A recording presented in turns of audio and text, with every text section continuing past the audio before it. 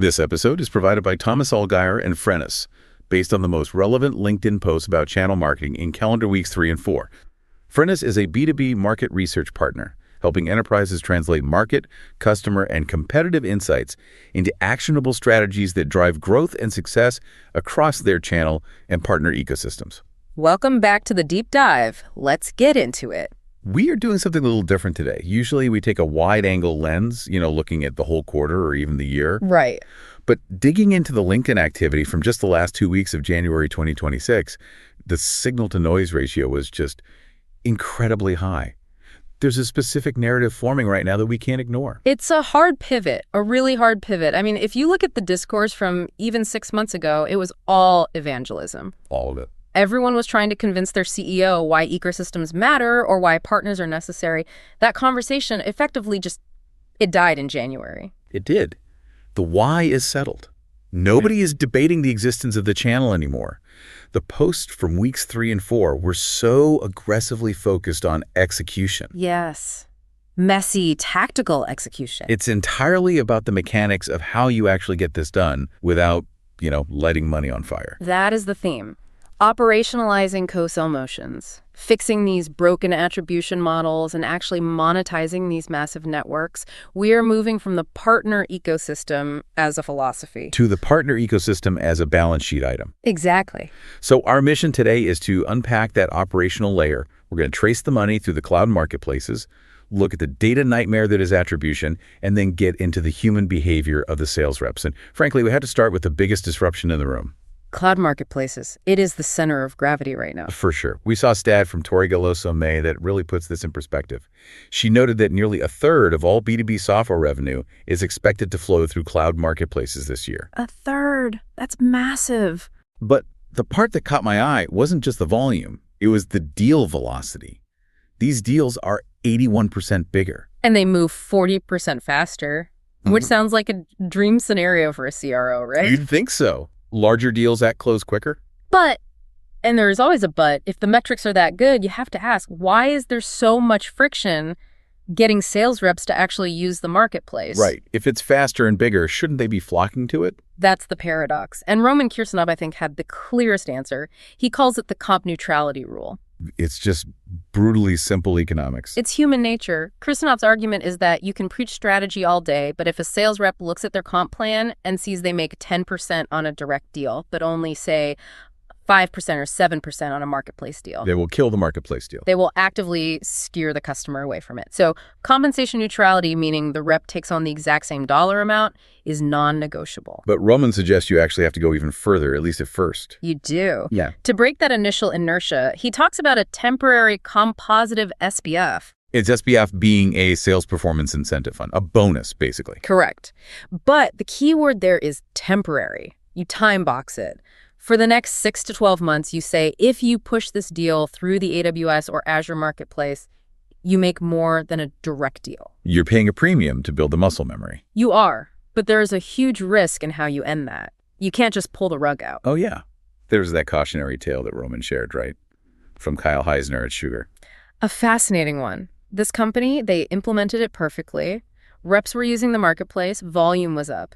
Then they decided the behavior was set, so they just dropped the incentive cold. And what happened?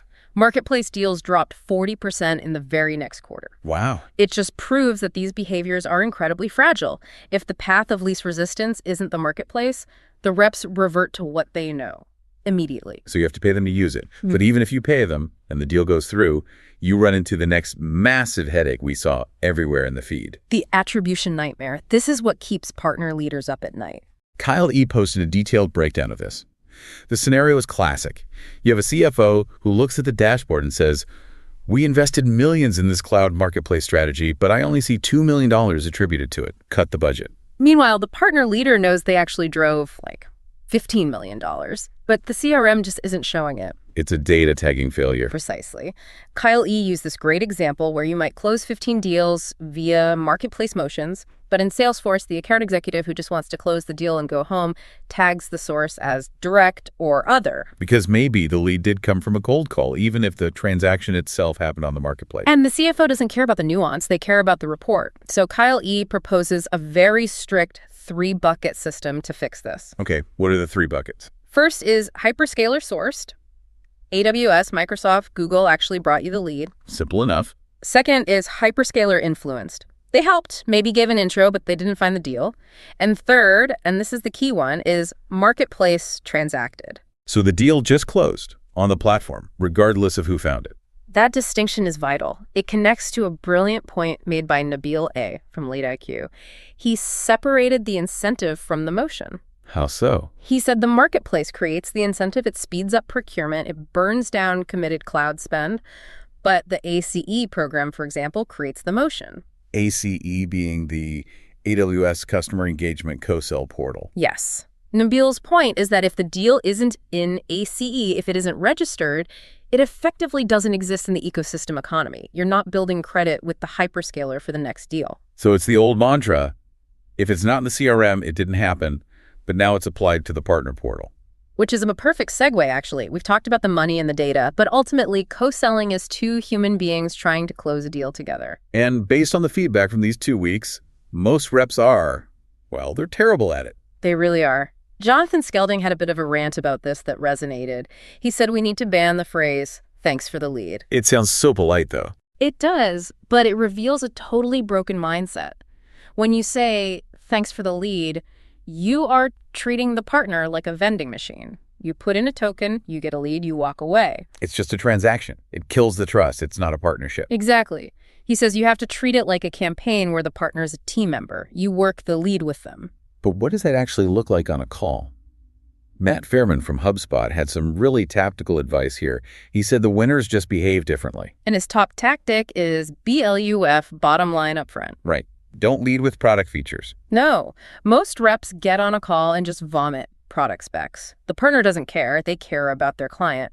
So you start with the business outcome. I can help your client reduce churn by 10%. Align on that value first. Fairman also mentioned something I think gets missed in the rush to close. Optimizing for adoption, not just go live. This is the long game. The deal isn't done when the contract is signed. Top reps bring the partner back in post-close to help with the rollout. It protects the MRR. But even with good behavior, you can run into structural problems.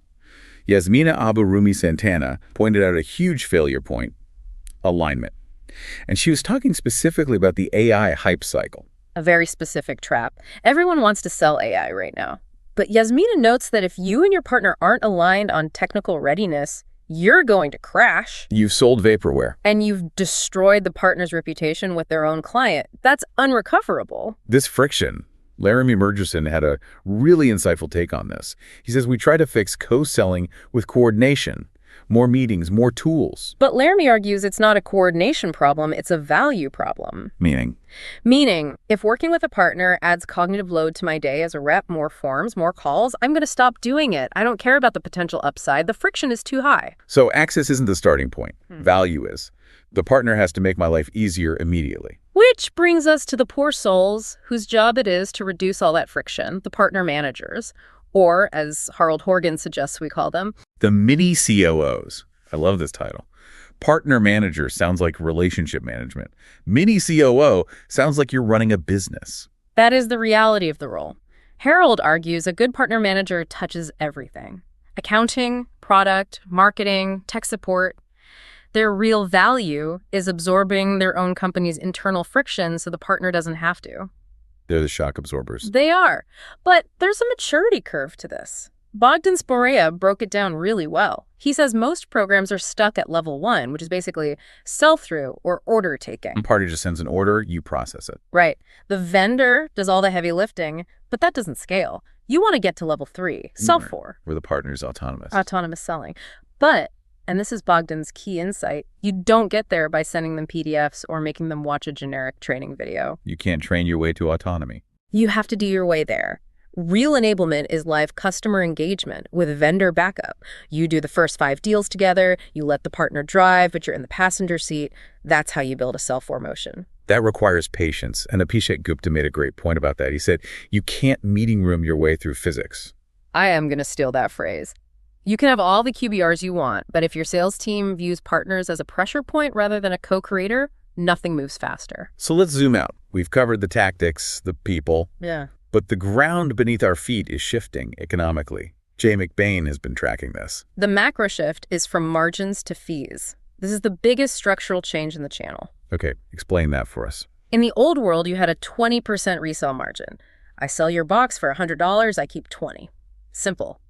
Today, with hyperscalers and SaaS, transaction fees are dropping to 3% or even less. You can't build a business on 3%. You can't, so the profit is in the points system.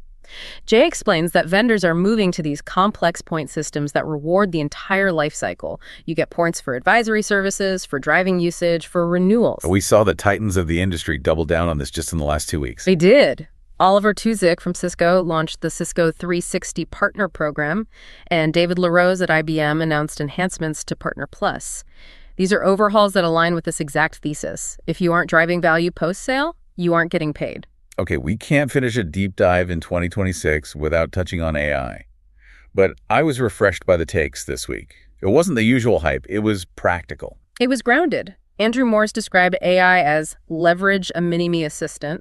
It scales your playbook, but he emphasized that human rapport is the moat. AI gives you data, but it can't build trust. And there was a very specific warning from Dina Moskovitz about using AI for partner discovery. Yeah, this is a crucial buyer beware. People are using open source GPTs to say, find me top MSPs in Chicago. The problem is data depth. A generic LLM doesn't get the difference between an MSP and an ISV. So you get a list of names, but not a list of partners who could actually do the job. Exactly. On the flip side, though, Manish Agrawal shared a great use case. Long tail renewals. All stuff. The deals that are too small for a human to spend time on. Use AI agents to handle those routine renewals automatically. It frees up your expensive human talent to focus on high-value strategy. That's just smart. So if we synthesize these 2 weeks, the message is stark. The why is over. The how is everything. It's the industrialization of the channel. It's no longer the Wild West of relationships and golf courses. It's a disciplined business unit that requires precise attribution and carefully designed incentives. And for you listening, that means if you are still trying to convince your org why they should care about partners, you are fighting yesterday's war. Yeah. The battle now is getting the data right, the comp right, and the behavior right. And the companies that figure out that mini CO role and crack marketplace attribution, those are the ones who are going to win 2026. Before we go, here's a thought to chew on. We talked a lot about incentives and attribution, very internal metrics. But what if the ultimate metric for a partnership isn't revenue at all, but speed?